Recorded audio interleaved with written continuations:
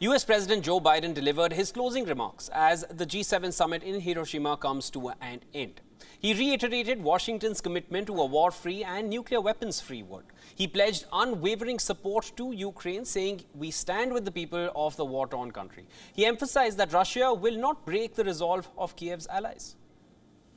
And the G7 reaffirmed our shared and unwavering, let me say it again, our shared and unwavering commitment to stand with the brave people of Ukraine as they defend themselves against Russia's brutal war of aggression and the war crimes being committed. Together with our partner countries, we reiterated the need for a just peace that respects Ukraine's sovereignty and territorial integrity, both core principles of the UN Charter. Russia started this war, and Russia could end it. After this, US President will head back to Washington and address the US debt ceiling crisis. The host country's Prime Minister Fumio Kishida also delivered his closing statements at the summit, where he urged the world to never resort to the use of nuclear weapons as he wrapped up the G7 summit in Hiroshima. G7 の主導による声明の発出を通じて核兵器のない世界という理想に向けた歩みを進めるための今後の取り組みの基礎を確保し、核軍縮の進展に向けた国際社会の機運を今一度高めることができたと思います。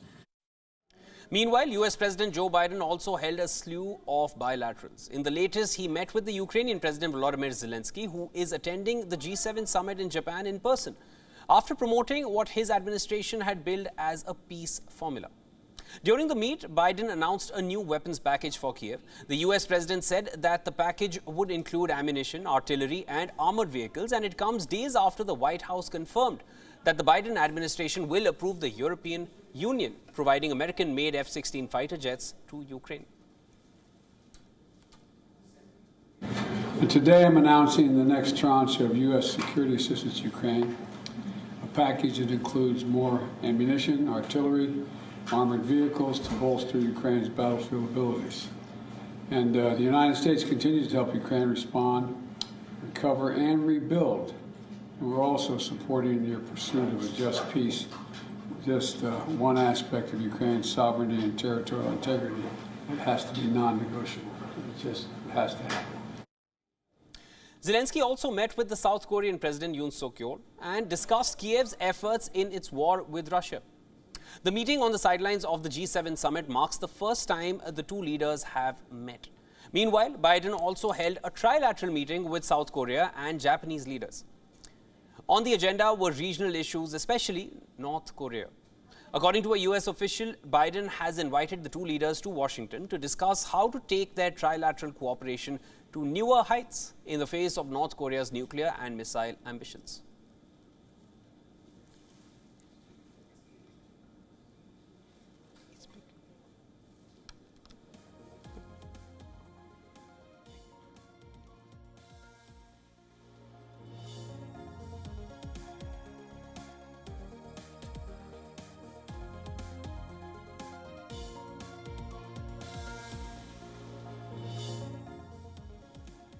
All right, for more on this, for more on the G7 summit as it comes to a close, we're being joined live from Brussels by Peter Klepp, who's the editor-in-chief of the Brussels Report.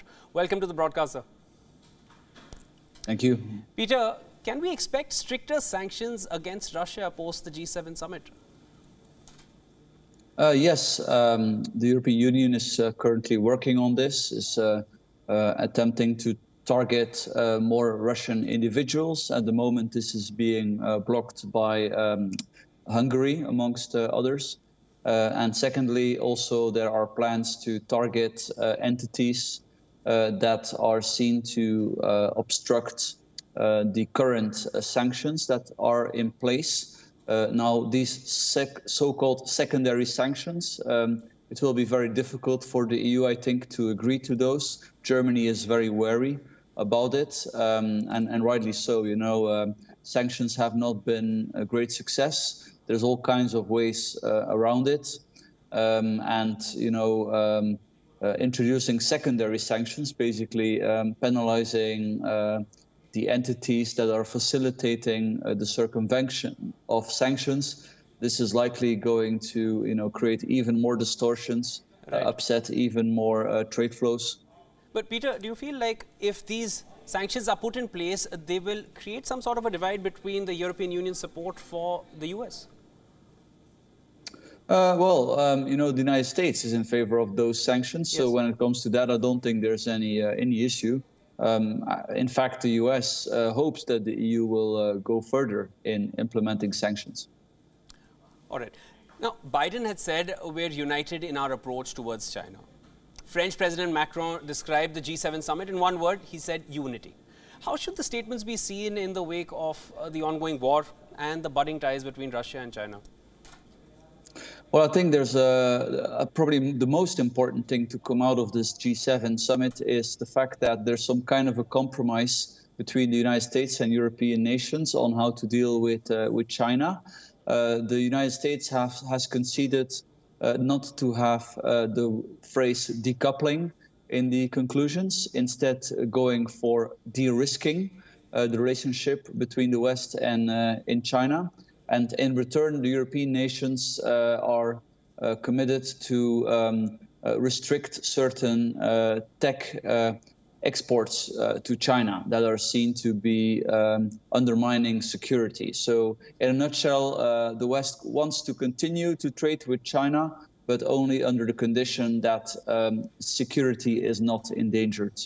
Right, because if you look at the figures which have come in for 2022, actually the trade and from both sides between China and US has actually surged amid the dwindling ties. So we'll have to see how this pans out going forward. Thank you so much for joining in on the broadcast, Peter. That was Peter Klepp, Editor-in-Chief of the Brussels Report. Pleasure. Thank you.